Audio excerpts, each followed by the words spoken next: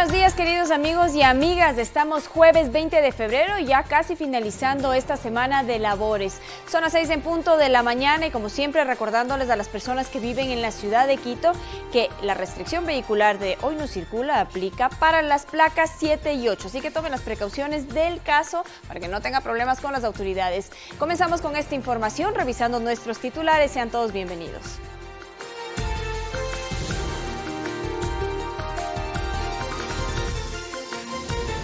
La ministra de Gobierno confirmó la detención del exsecretario de Inteligencia Pablo Romero Quesada en España.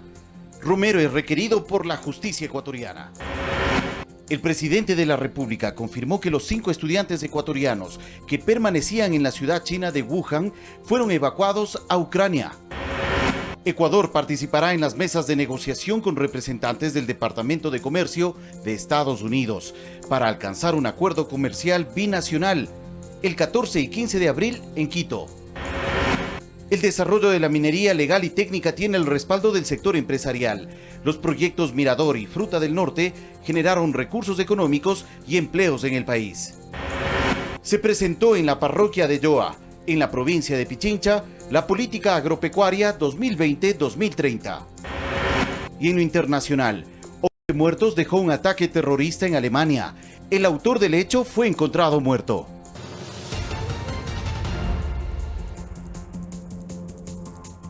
A través de 6 ejes, el gobierno nacional fortalece su mirada hacia el campo. La política agropecuaria del 2020-2030 se presentó en la parroquia de Yoa, en la provincia de Pichincha, ante una multitudinaria concurrencia.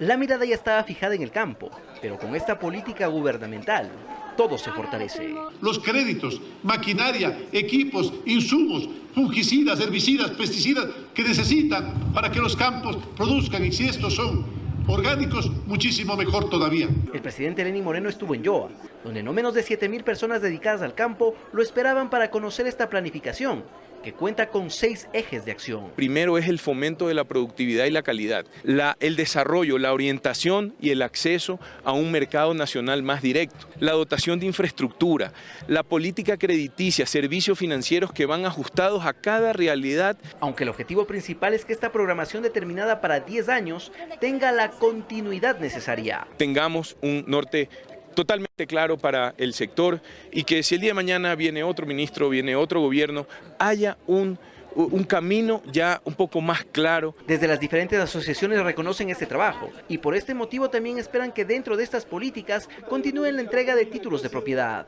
Nosotros retornamos al país motivados por el Plan Tierra, Plan Retorno. Y hoy por hoy parece que con el presidente Lenín ya vamos a conseguir los títulos de propiedad. La tierra la tenemos, lo que nos hace falta son los títulos. Es que el sector agropecuario es estratégico en materia económica. Actualmente aporta el 8% del Producto Interno Bruto. Alex Llanos, Medios Públicos.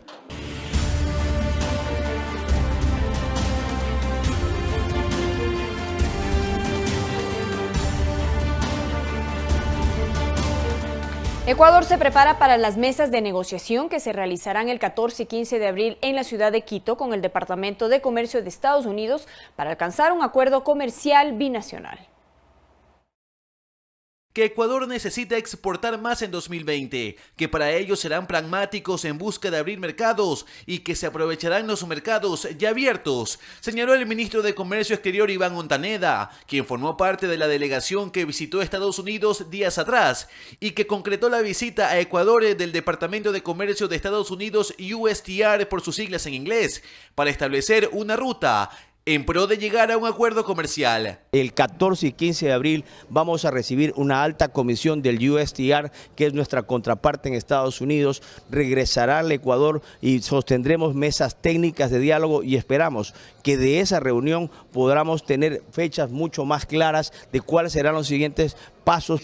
Sin embargo, el ministro Montaneda indicó que no esperarán a abril para trabajar, sino que lo hacen desde ya, reuniéndose con los diferentes sectores productivos. El Ecuador no firmará acuerdos comerciales que perjudiquen al país. Hay sectores sensibles en estos acuerdos comerciales. Mientras se negocia un acuerdo, Ecuador espera que rosas, atún en funda, brócoli y alcachofas entren al sistema general de preferencias para que ingresen a Estados Unidos sin carga arancelaria. Que representan entre todos estos sectores más de 100.000 empleos directos para el país. No puede ser posible que otros países entren con arancel cero a Estados Unidos y estos productos se vean imposibilitados en detrimento de ¿quién? De los productores del Ecuador pagando altísimos aranceles. Sí necesitamos un arancel preferencial para generar competitividad y poder continuar en ese mercado tan importante. El titular de la cartera de Comercio Exterior criticó además el bloqueo a las relaciones con Estados Unidos durante el gobierno anterior. Eso hizo Correa, lo digo con nombre y apellido. La última semana nos dejó bloqueados los tratados bilaterales de inversión. ¿Cómo queremos que venga inversión? Eso es ser malo, malo con el país, malo con el sector productivo. Un mercado de 2.700 millones de dólares significan Estados Unidos para Ecuador, y aunque el ministro Ontaneda no da aún un plazo estimado para alcanzar un acuerdo comercial, afirma que las relaciones están en su mejor momento. Luis Alfredo Zúñiga, Medios Públicos. Ecuador llegará a un acuerdo comercial con Estados Unidos que sea beneficioso para ambas partes. El presidente ejecutivo de la Cámara de Industrias, Pablo Zambrano, indicó que este convenio dinamizará la producción y el empleo en el país. Por su parte, el docente Jorge Salgado señaló que debe existir un proceso de socialización. El gobierno considera el acercamiento bilateral con Estados Unidos como una oportunidad histórica para alcanzar un acuerdo comercial con ese país. La voluntad política de los mandatarios de ambos países es importante, sostuvo el presidente de la Cámara de Industrias. Los equipos económicos, los equipos de comercio exterior, el sector privado de ambos países, tenemos que trabajar proactivamente para poder concretar este acuerdo comercial. Esto va directamente a favorecer el empleo, la producción. Zambrano comentó que Ecuador es el único país de la cuenca del Pacífico que no tiene un convenio comercial con Estados Unidos. Esto nos pone en una gran desventaja. Nuestras flores, que están catalogadas como las mejores flores del mundo, pagan un arancel del 6.8% para ingresar al mercado de Estados Unidos. ¿Esto qué hace? Que el consumidor en Estados Unidos prefiera comprar flores de otros países. ¿Qué otro país es nuestro principal competidor en flores? Colombia. El secretario general de Gabinete, Juan Sebastián Roldán, dijo que se conformará una comisión de alto nivel en las áreas económica, productiva y social. El docente Jorge Salgado dijo que son importantes los diálogos, ya que es necesario considerar que no es fácil competir con una economía como la estadounidense. Porque ¿cómo se van a hacer frente a un competidor tan poderoso como los Estados Unidos? ¿Qué es lo que va a hacer el gobierno para mitigar estos efectos? Como el empresariado también va a poner su parte en términos de mejoras técnicas para que el abaratamiento de nuestra producción no solamente pase por el lado laboral. Y que los sectores económicos micro, pequeños y medianos deben ser tomados en cuenta para medir sus posibles beneficios o afectaciones. No debería existir una urgencia por firmar el acuerdo si es que no existen condiciones económicas, de consenso y sociales en esa dirección. Verónica Rivadeneira, Medios Públicos. La directora de la aduana de Ecuador, María Alejandra Muñoz, es optimista sobre los acuerdos con Estados Unidos en materia de lavado de activos y lucha contra la corrupción. Además, anunció los primeros resultados a favor de los puertos y aeropuertos. La aduana del Ecuador se empeña en la lucha contra la corrupción y el lavado de activos. En este marco se celebran los acuerdos firmados con Estados Unidos que permitirán la creación de la Unidad Especial Anticorrupción y de Lavado de Activos, pues la directora del SENAE indica que ya hay resultados. En la segunda semana del mes de marzo tendremos un estudio sobre seguridades, sobre controles tecnológicos que tenemos en nuestros puertos y aeropuertos, y en el mes de junio ya está planificada la visita para medir seguridades en los puertos y aeropuertos desde la perspectiva aduanera. Con los resultados que arrojen los estudios estadounidenses, se levantarán mesas de diálogo con los concesionarios de puertos y aeropuertos para evitar el contrabando. Tener mayor claridad de cuáles son las rutas del contrabando y poder hacer las intervenciones necesarias conjuntamente con Policía Nacional y con Fuerzas Armadas. El presidente de Estados Unidos, Donald Trump, indicó que ayudará para evitar el lavado de activos y la corrupción, mientras Ecuador aseguró que brindará los aportes necesarios. Porque queremos lanzar iniciativas para la recuperación directa de activos con los Estados Unidos. SENAE tiene identificados a celulares, insumos agrícolas, vehículos y textiles como los principales productos que ingresan ilegalmente al país. y toman acciones para combatirlo. Lo que son es una cadena de lavado de activos que estamos trabajando con inteligencia para poder presentar a la Fiscalía todas las pruebas que se necesitan. El mes de enero del 2020 aprehendimos aproximadamente $7 millones, 216% más que en enero del 2019. Para evitar el contrabando y el lavado de activos, también es importante el ingreso que logró Ecuador a la iniciativa América Crece, utilizando ese financiamiento para fortalecer el sistema portuario del país. Hacerlos mucho más competitivos, más llenos de tecnología, de procesos, de automatizaciones. Luis Alfredo Zúñiga, Medios Públicos. En otras noticias, en Guayaquil, la Cámara de Comercio de Quito socializó la propuesta Consenso Ecuador. Los acuerdos generarán alternativas de modelo económico que beneficien al país. La propuesta planteada por el presidente de la Cámara de Comercio de Quito, Patricio Alarcón, tiene como meta empoderar al Ecuador en su desarrollo económico y productivo. 150 propuestas que básicamente dan una visión de cómo sacar al país adelante, es decir, bajando el gasto público, cambiando el sistema tributario, cambiando el modelo del Instituto Ecuatoriano de Seguridad Social, amparándose en la seguridad jurídica, cambiando el modelo educativo y cómo conseguir ingresos, es decir, por medio de sectores estratégicos, del sector de telecomunicaciones, sector eléctrico, sector minero. En su lanzamiento participaron reconocidos personajes como la empresaria Isabel Noboa, los ex vicepresidentes Alberto Dajic y León Roldós, y el ex alcalde de Guayaquil, Jaime Nebot. Consenso no es necesariamente unanimidad. Consenso es generalmente que una mayoría se ponga de acuerdo en qué temas tratar y cómo tratarlos con un fin determinado, que en este caso debe ser cómo sacar adelante el Ecuador. La coincidencia es justamente en una crisis como la que el Ecuador vive, cómo salimos de la crisis. O sea, no sale con campaña política de 2 o 3 candidatos, sale por la coincidencia del Ecuador. Eso es lo importante. Tenemos que entender que la economía, la sociedad ecuatoriana tiene que llegar a acuerdos de sostener una economía verdaderamente libre por siquiera 30 años. Y que eso es lo que permite salir de la pobreza, que es el enemigo al cual queremos combatir. Acuerdos con el que recorrerán varias provincias del país como Cuenca, Loja, Zamora, Machala, Manta y otros. Una vez concluido el consenso, los lineamientos seleccionados serán presentados ante el Gobierno Nacional. Mariuxi Buenaño, Medios Públicos. 6:12 de la mañana. El desarrollo de la minería legal y técnica tiene el respaldo del sector empresarial y los colegios profesionales del país. Los gremios afirman que los proyectos Mirador y Fruta del Norte generaron recursos económicos y empleos en el país.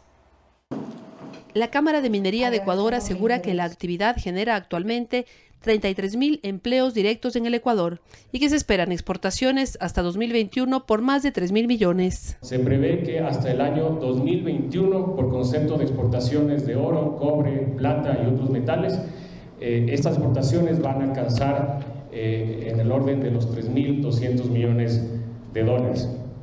Proyectos como Mirador y Fruta del Norte son considerados un hito en el desarrollo de la minería a gran escala y dieron a conocer las cifras pagadas en impuestos en la provincia de Zamora en enero de este año por concepto de actividad minera. Según el Servicio de Rentas Internas, solo en enero del 2020 el 77% de los tributos recaudados son gracias a la minería responsable. Mirador y Fruta del Norte han pagado al Estado ecuatoriano 165 millones de dólares por concepto de regalías anticipadas. El representante de los ingenieros en minas indicó que respaldan la minería legal. Por cada día, por cada mes, por cada año que se retrasen los proyectos mineros, todos perdemos.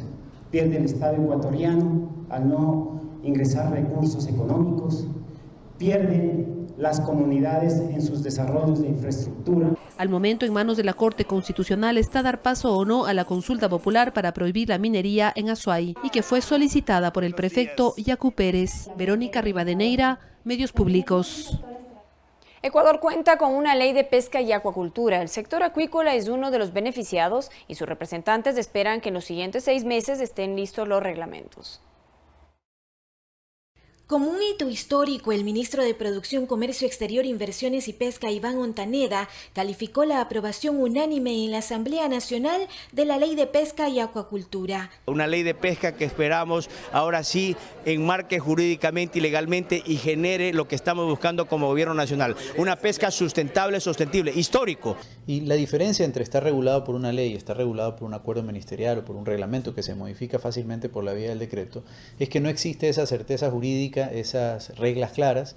Usted no sabe si las reglas que tiene hoy van a ser cambiadas el día de mañana por la facilidad con las que se podían cambiar. Para José Antonio Camposano, presidente de la Cámara Nacional de Acuacultura, la normativa permitirá regular las actividades ilegales y garantizar la soberanía alimentaria. Ha venido invirtiendo en investigación, tengan ese incentivo adicional para que haya una mayor inversión todavía en materia de investigación. Regular de mejor forma aquellos espacios donde estamos operando, reconociendo que hay una serie de condiciones que tiene que cumplir todo camaronero o toda persona, ya sea esta natural o jurídica, y que se dedique a la cría y cultivo de cualquier especie hidrobiológica en espacios controlados, porque esa finalmente es la acuicultura, contar con los permisos adecuados, observar que hay una normativa ambiental que debe cumplirse. Esta nueva ley reemplaza a la que data de 1974. Con ello, nace la oportunidad de generar más empleo, mayor crecimiento productivo, protección del medio ambiente y buen manejo de recursos,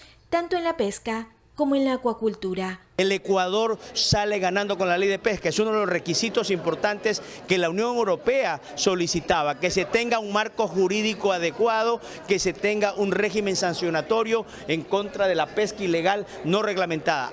Mariuxi Buenaño, Medios Públicos. La Comisión de Relaciones Internacionales no logró sesionar para continuar con el trámite de las reformas a la Ley de Movilidad Humana, porque los asambleístas de Revolución Ciudadana pidieron que se revise la participación de la legisladora alterna de Jofre Poma una vez que obtuvo su libertad.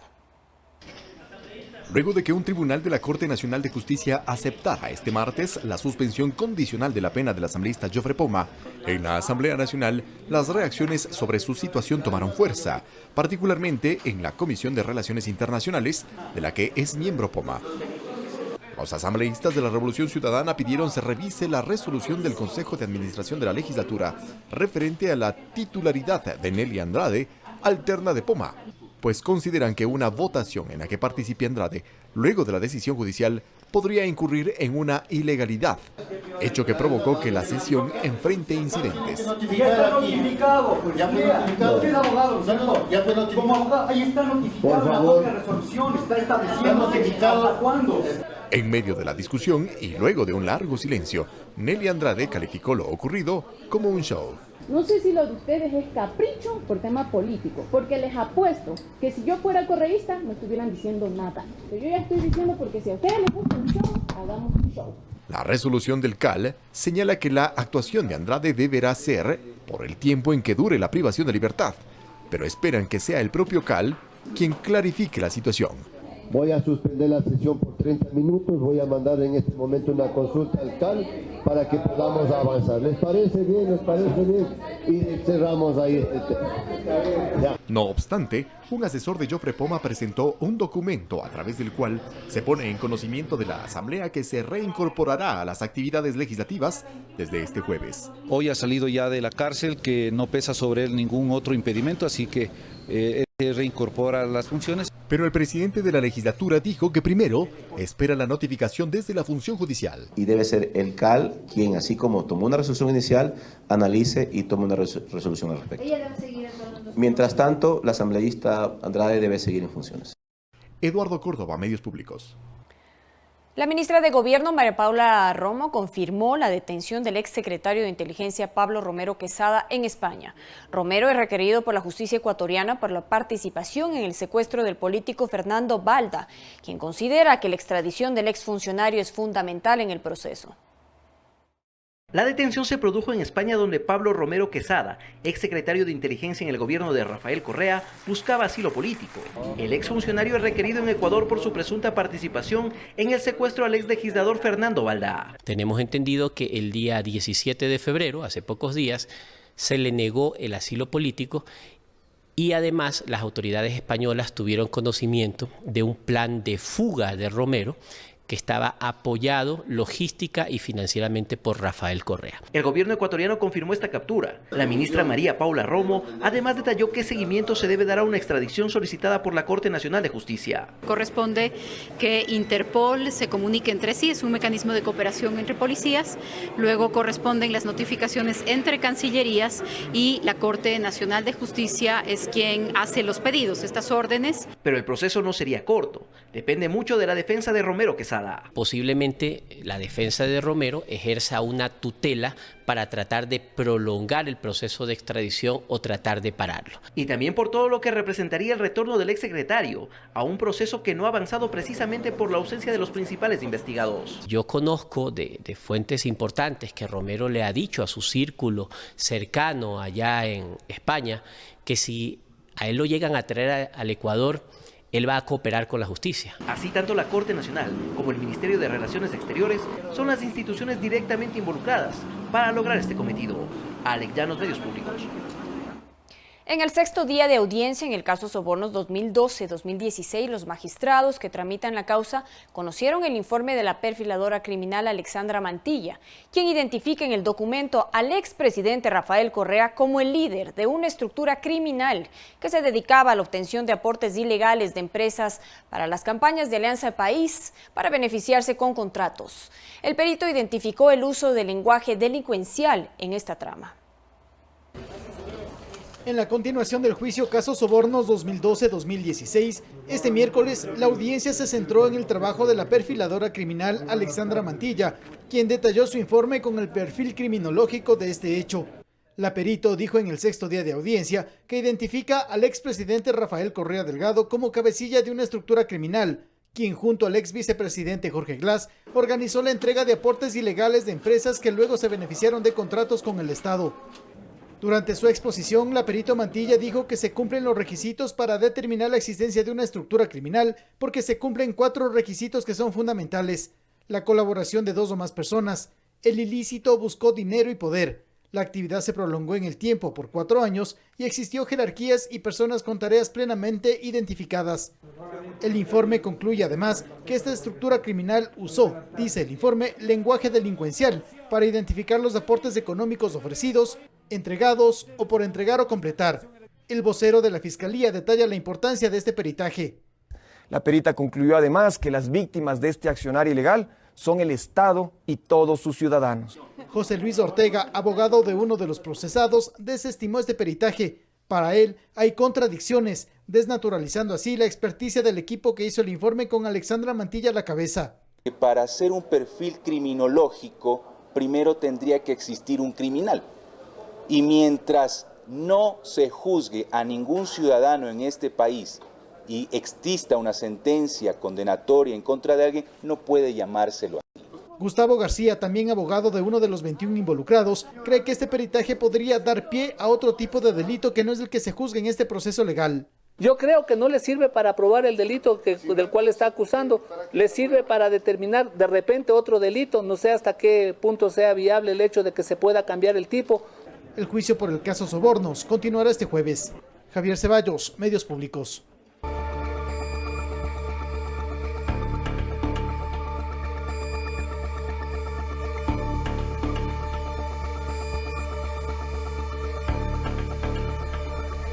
El presidente de la República, Lenín Moreno, confirmó que los 5 estudiantes ecuatorianos que permanecían en la ciudad china de Wuhan, donde se originó la epidemia del coronavirus, fueron evacuados a Ucrania. Los compatriotas permanecerán en una casa de reposo 14 días para someterse a una estricta vigilancia médica antes de retornar al Ecuador. Este miércoles a las 11 de la mañana hora de Ecuador, a la medianoche en China, en un vuelo especial de asistencia humanitaria, fueron evacuados hacia Ucrania 5 de los 8 estudiantes ecuatorianos que permanecían en la ciudad de China de Wuhan, donde se originó la enfermedad respiratoria conocida como coronavirus. Así lo confirmó el presidente Lenín Moreno en su cuenta de Twitter. Me es grato informar que los 5 estudiantes ecuatorianos fueron evacuados de Wuhan en un avión ucraniano. Antes de la salida se comprobó su buen estado de salud. No escatimamos esfuerzos para facilitar ese viaje. Su bienestar es nuestra prioridad. En un comunicado, la Cancillería ecuatoriana informó que la evacuación fue seguida por el presidente Lenín Moreno y coordinada en detalle entre la Embajada de Ecuador en Beijing y responsables chinos y ucranianos. Los estudiantes viajaron con un grupo de ciudadanos ucranianos, dominicanos y panameños. Se les tomó la temperatura y se les sometió a un extenso examen médico. Los ecuatorianos llegarán a Ternopil, Ucrania, donde serán recibidos por equipos médicos locales y luego alojados en una casa de reposo, donde permanecerán 14 días, cuarentena establecida por la Organización Mundial de la Salud. A partir del 5 de marzo ya podrían regresar al Ecuador, después de cumplir estrictas revisiones médicas. Personal de la Cancillería ecuatoriana brindará acompañamiento y seguimiento al proceso sanitario que deben cumplir los compatriotas en Ucrania.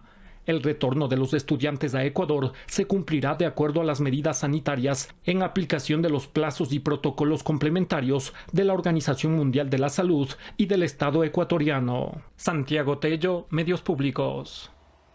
La cuarentena del Diamond Princess terminó con 542 contagios a bordo y muchas dudas sanitarias. El desembarque se realizó de manera ordenada y es probable que se necesiten varios días para que todos los pasajeros puedan viajar a sus lugares de origen. Luego de 2 semanas, los más de 3.000 pasajeros y tripulación varados en un crucero denominado Diamond Princess, que estaba en cuarentena en Japón por el coronavirus, comenzaron a desembarcar este miércoles. Los primeros pasajeros en descender de la embarcación en el puerto de Yokohama se trasladaron rápidamente a autobuses o taxis que los esperaban. Anteriormente, el Ministerio de Salud de Japón anunció que todos los pasajeros que aún estaban a bordo habían sido examinados para detectar el virus y aquellos que habían resultado negativos comenzaron el desembarque. Era completamente caótico. Algunos tripulantes tenían fiebre, fueron al centro médico usando una máscara N95, pero no tenían ninguna protección entre su habitación y la sala médica. El periodo de cuarentena ha dejado 542 contagios a bordo y muchas dudas sobre seguridad sanitaria. El fin de semana, Estados Unidos evacuó del barco a más de 300 de sus ciudadanos, mientras que otras naciones como Alemania, Australia, Canadá, Israel e Italia anunciaron también planes para llevar a casa a los suyos. El Diamond Princess quedó retenido en Japón desde el pasado 3 de febrero, después de que se confirmara que una de las personas a bordo, que se bajó en Hong Kong, había resultado positivo al virus. Probablemente se necesitarán varios días para que todos los pasajeros puedan viajar a sus lugares de origen. Carla Arzentales, Medios Públicos. El viceministro de Salud de Honduras, Neri Cerrato, confirmó el ingreso al país de una ciudadana que está en observación por sospecha de coronavirus. Luego de su estancia en Taiwán, país que reportó su primera muerte por esta enfermedad el 16 de febrero. La ciudadana hondureña ingresó por el Aeropuerto Internacional de Toncontín de Tegucigalpa, donde la vigilancia epidemiológica y la Oficina Sanitaria Internacional activaron todos los protocolos establecidos para estos casos.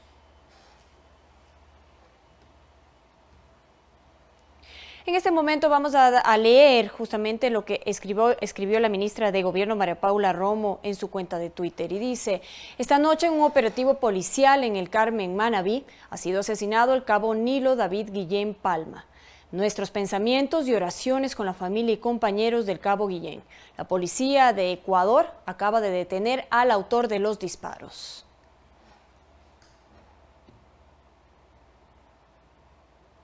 Con esta información nos vamos a una pausa, recordándoles que pueden seguirnos a través de nuestras redes sociales. Nos encuentran en Facebook como Telediario-EC, también en nuestra cuenta de Twitter @TelediarioEC y nuestra página web www.ecuadortv.es. Regresamos enseguida con más información.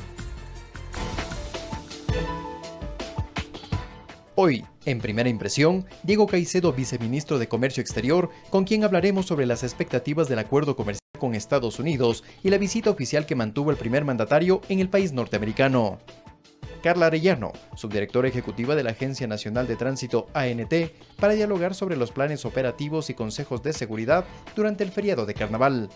Y Carlos Julio Jaramillo, gerente del Banco de Desarrollo del Ecuador, BEDE, con quien conversaremos sobre la devolución del IVA a municipios y las reuniones y acuerdos con el vicepresidente Otto Sonnenhorstner.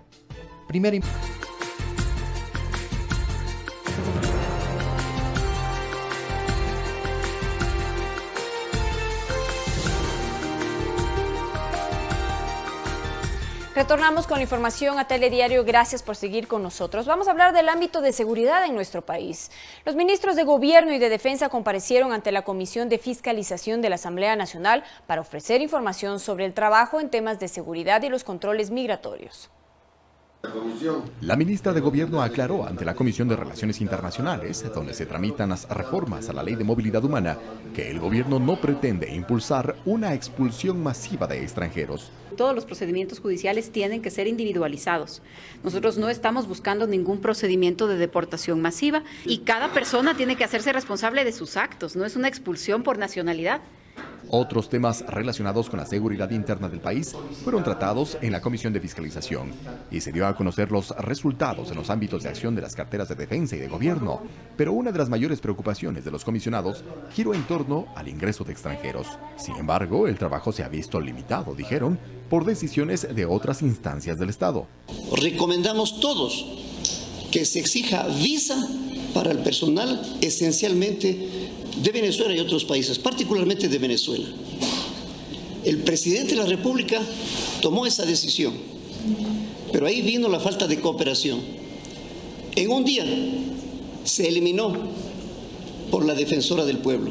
En determinado momento el gobierno ha puesto requisitos diferentes. En un momento puso el requisito de los antecedentes penales, la Corte Constitucional consideró que no correspondía. En otro momento puso el requisito del pasaporte, la Corte Constitucional consideró que no correspondía.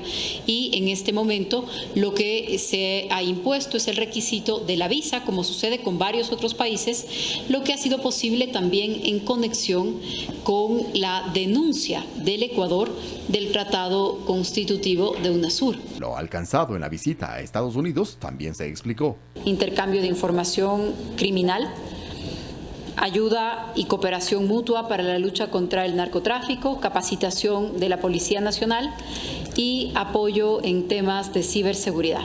Se concretó la firma para la creación de una unidad especializada en lavado de activos y anticorrupción. Es una unidad que está conformada por la Policía, por la UAFE y por la Fiscalía General del Estado. Y más detalles de un trabajo del que esperan un respaldo de la Asamblea. Por ejemplo, con la aprobación del Código de Seguridad presentado en noviembre de 2018, donde se busca reformar los temas inherentes a la defensa nacional, seguridad ciudadana, riesgos e inteligencia. Eduardo Córdoba, Medios Públicos.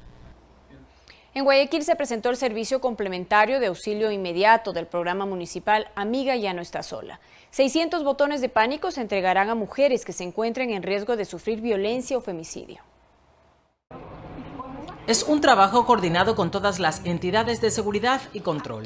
Se trata de los 600 botones de auxilio inmediato que buscan precautelar la seguridad de mujeres del puerto principal. El objetivo, que las mujeres que corren peligro, que son coordinadas a través del programa Amiga Ya No Está Sola, puedan apretar un botón y la señal sale inmediatamente acá porque es georreferencial, no necesitan decir dónde están.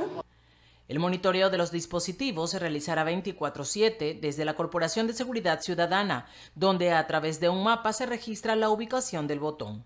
Este es el botón que se ha obturado. Las posibles cámaras que se encuentran cercanas a donde se obturó el botón de pánico se van a presentar de manera inmediata. Si no hubiese cámara, no se va a presentar, no se va a desplegar ningún video. Y adicional, se despliega 10 segundos antes el video de la obturación del botón. El servicio se otorgará luego de una evaluación y cumplimiento de requisitos por parte de la usuaria y beneficiaria. La alerta del dispositivo permitirá la coordinación de la inmediata asistencia de la Policía Nacional. Tiene que acercarse a las oficinas de Amiga Ya No Está Sola, debe cumplir una evaluación psicológica y adicionalmente contar con medidas de protección. Medidas de protección que son otorgadas por la Junta Cantonal de Protección de Derechos de Guayaquil. $300,000 es el monto de inversión para la adquisición de los dispositivos que ayudarán a proteger a mujeres que se encuentran en riesgo de sufrir violencia o femicidio. Guadalupe Ayoví, Medios Públicos. Atención a esta emergencia. Personal del Cuerpo de Bomberos de Quito brinda la atención necesaria en un incendio estructural en el sector de Carcelenio Industrial en las calles Juan Pablo B. Resueta y José Andrade al norte de Quito. La información que proporciona el Cuerpo de Bomberos de Quito indica que el flagelo se produjo en una fábrica textil en el lugar. Al momento no existen reportes de personas heridas. Las tareas de control del incendio continúan. Esta información está en desarrollo y tendremos más detalles más adelante.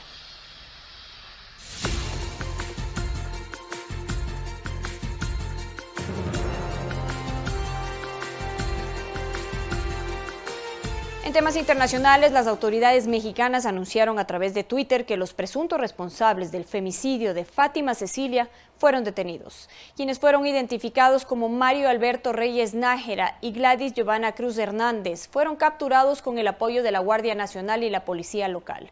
Los detenidos fueron trasladados a las instalaciones de la Fiscalía General de Justicia de la Ciudad de México para una revisión médica, antes de ser puestos a disposición del juez que ordenó su captura. Y en Alemania, un ataque terrorista deja 11 muertos. El presunto autor de los disparos fue hallado muerto en el domicilio en Hanau junto a otra persona. En la ciudad alemana de Hanau, cerca de Frankfurt, se registraron 2 tiroteos. El primer ataque sucedió en un shisha bar, un local oriental de fumadores de pipa en el centro de la ciudad. Los disparos se hicieron desde un automóvil. Se presume que el mismo vehículo se dirigió luego a otro establecimiento similar de otro barrio de Hanau, donde se dio el segundo tiroteo. Un colega llamó para decirme que hubo un tiroteo cerca del kiosco y manejé hasta acá.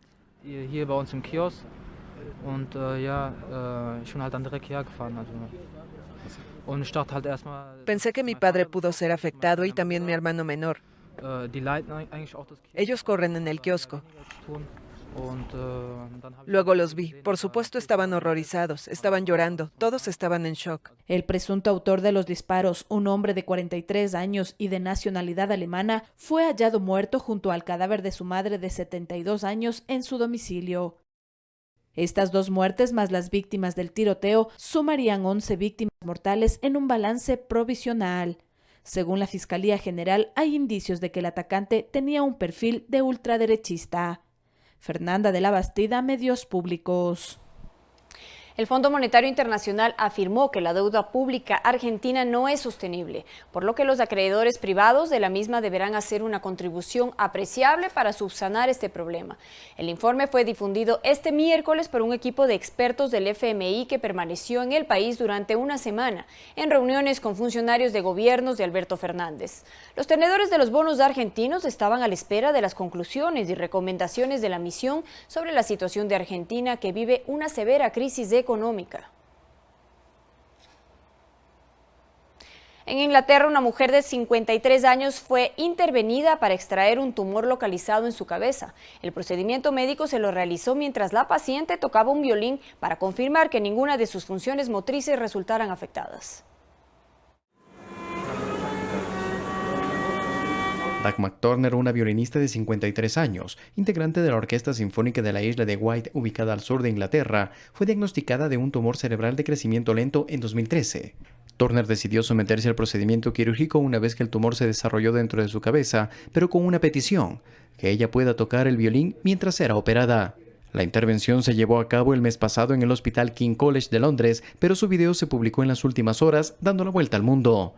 El objetivo de hacerla tocar su instrumento, despertándola de la anestesia en medio de la operación, tenía la finalidad de proteger células importantes ubicadas en el lóbulo frontal derecho de su cerebro.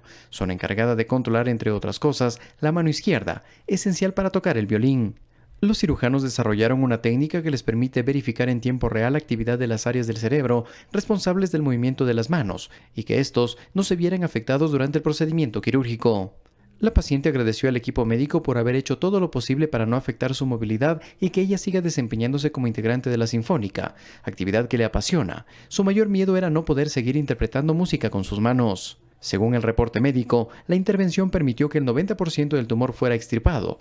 Turner fue dada de alta 3 días después de realizada su operación. Carlos Flores, Medios Públicos.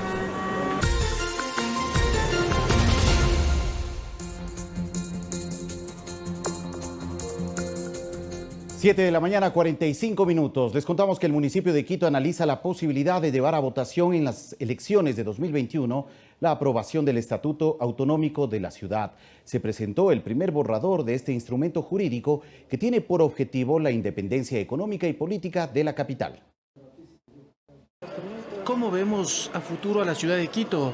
Los capitalinos Danilo Segarra y David Bermeo miran una ciudad organizada, segura y con espacios verdes. Quisiera que en el centro no se preocupen únicamente de lo que es cemento, sino también lo que se preocupen es de forestación. Que haya espacios verdes. Espacios verdes, sí.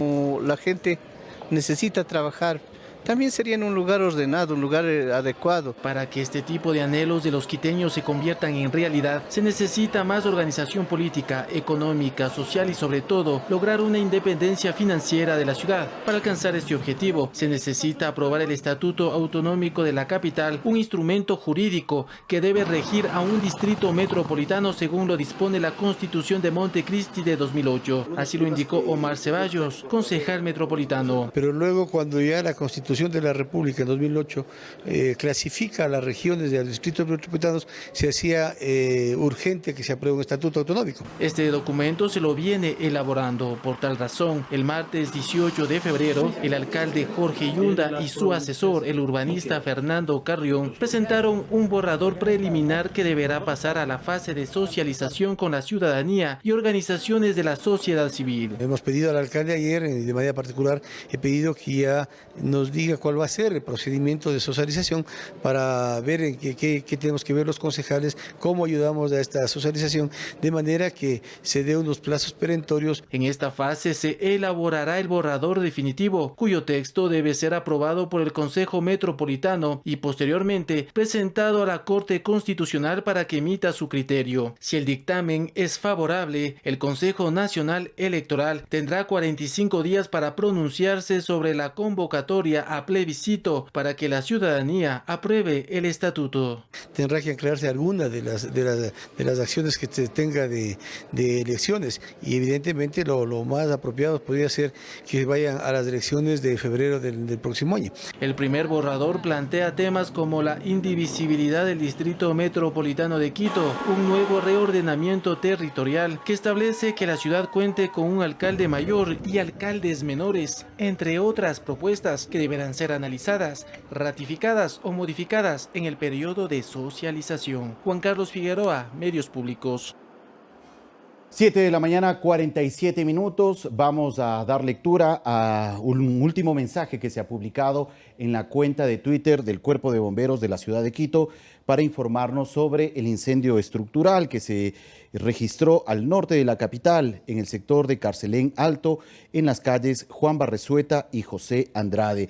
Al momento, el Cuerpo de Bomberos de la ciudad de Quito informa que ya se encuentra controlado el incendio. Al momento, el personal del Cuerpo de Bomberos realiza personal de enfriamiento y remoción de escombros. Es lo que se informa desde esta institución municipal. Ya el incendio estructural que se registraba en esta fábrica ubicada en el sector de Carcelén Industrial ha sido controlado, según la información que se ha publicado en la cuenta de Twitter del Cuerpo de Bomberos de la ciudad.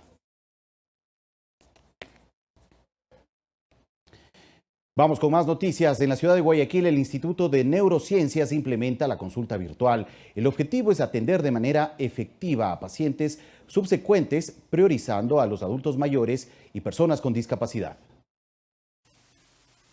El proyecto piloto se lanzó en diciembre de 2019 a raíz de la necesidad de consultas médicas y la falta de movilidad de pacientes que habitan en diferentes provincias del país.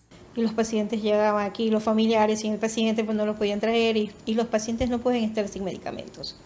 Entonces, ante esa situación nos lanzamos a hacer una video y de ahí ya lo pusimos en práctica y pues arrancamos en el mes de enero. En lo que va del año, se han atendido cerca de 25 pacientes con resultados muy favorables. Adultos mayores, personas con discapacidad y con movilidad reducida no tienen que trasladarse de varias distancias, pues todo se realiza a través de una videollamada de WhatsApp. Teníamos la queja constante de que los familiares pagaban.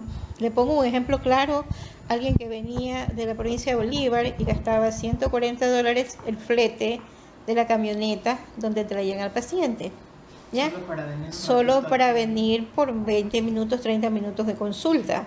Si requiere agendar una cita, comuníquese al 098-988-9167. No lo hacemos con un paciente que viene de primera vez, lo hacemos con pacientes ya subsecuentes, que ya tienen su médico, que le tienen confianza a su médico y que nos ha pasado que cuando ven al médico por la pantalla, pues lo saludan, se emocionan. Sí, es una situación muy gratificante ver a nuestros pacientes. Sí, nosotros pedimos que venga un familiar y pedimos a su vez que los familiares estén al lado del paciente ya para que oigan, para que vean, para que nos digan, porque muchas veces el paciente nos dice una cosa. Luego del agendamiento, especialistas se comunicarán con usted. Es importante que el paciente cuente con una cobertura óptima de Internet o acceso a Wi-Fi para que la comunicación no se vea afectada. Este es otro avance en la medicina como parte del Ecuador digital. Tenemos que usar todos los medios para tratar de cubrir nuestra población y dar un mejor servicio a la población. En Guayaquil, Guadalupe Ayoví, Medios Públicos.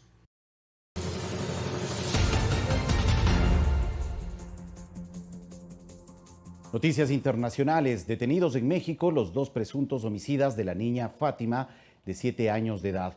La pequeña apareció sin vida en una bolsa de basura al sur de la capital después de desaparecer el pasado 11 de febrero. Su asesinato conmocionó a ese país.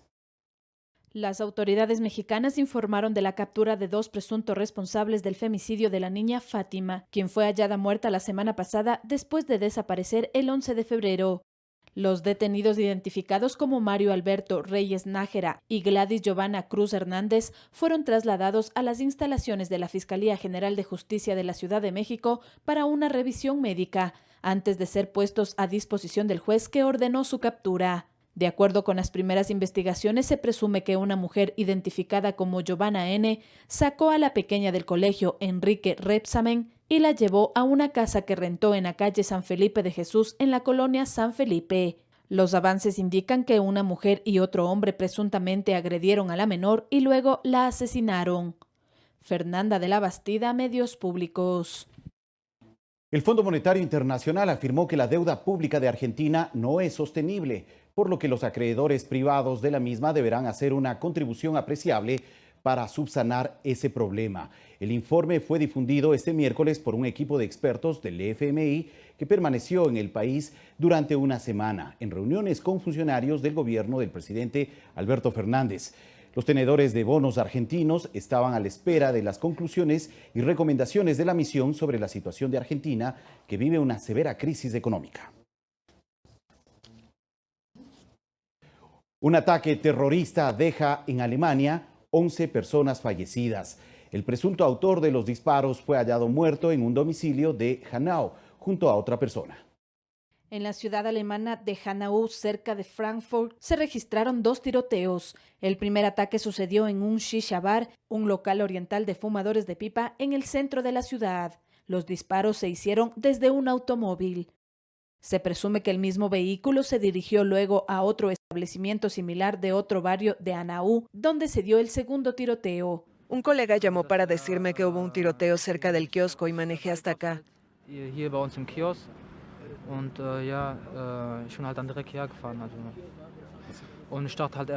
Pensé que mi padre pudo ser afectado y también mi hermano menor.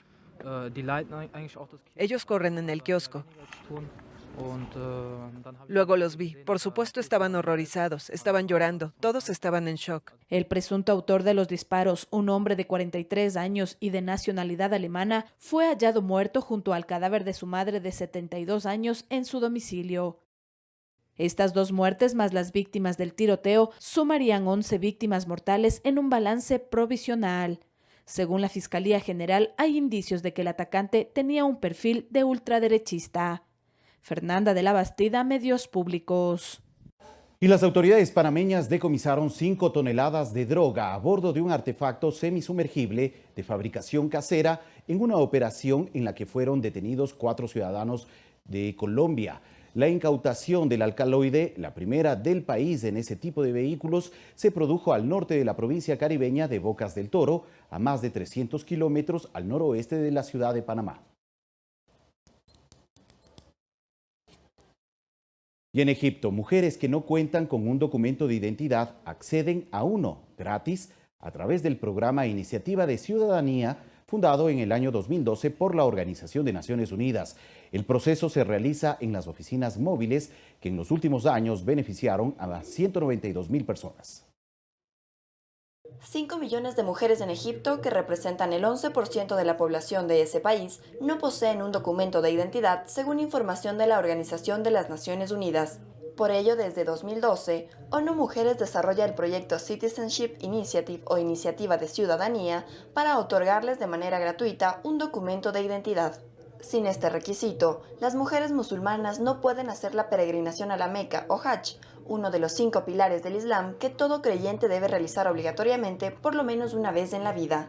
El carnet de identidad nos ayuda de muchas formas porque nos permite votar si hay elecciones, si queremos recibir ayuda por parte del gobierno o si queremos hacer la peregrinación. Nos puede ayudar de muchas formas.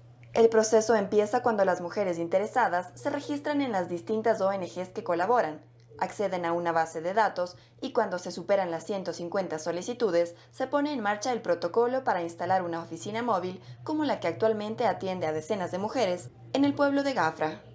El programa ha beneficiado en los últimos años a cerca de 192.000 ciudadanas de las 27 gobernaciones de Egipto y brindará estos servicios por 3 años más gracias a la colaboración de la Unión Europea. Coralía Pérez, Medios Públicos. Retornamos a los temas nacionales. Les contamos que 14 fiestas populares de diferentes regiones de Ecuador se exponen en el Palacio de Carondelet, en el centro histórico de la ciudad de Quito. En 10 salas del Museo de la Presidencia se exhiben trajes, máscaras, danzantes, diablos de Pídaro, pinturas y piezas arqueológicas. La exposición denominada Alma, Tradición y Vida, Fiestas Populares en Ecuador, estará abierta, mucha atención, estará abierta al público hasta el mes de junio.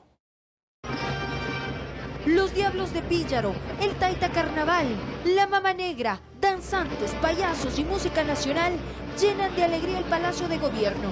Se unen a prácticas ancestrales, ritos de la tierra, el fuego y el agua, típicos de las fiestas de los pueblos. Así se inauguró la exposición Alma, Tradición y Vida, Fiestas Populares en el Ecuador, en el Museo de la Presidencia de la República. El ejercicio de comunidades y organizaciones para perdurar en el tiempo, de ser y fomentar cultura. En una sala sensorial, los visitantes podrán ser parte del espectáculo pirotécnico de la Vaca Loca, una celebración ancestral. La muestra recoge también piezas arqueológicas, pinturas y la memoria de 14 fiestas populares que expresan riqueza cultural y diversidad.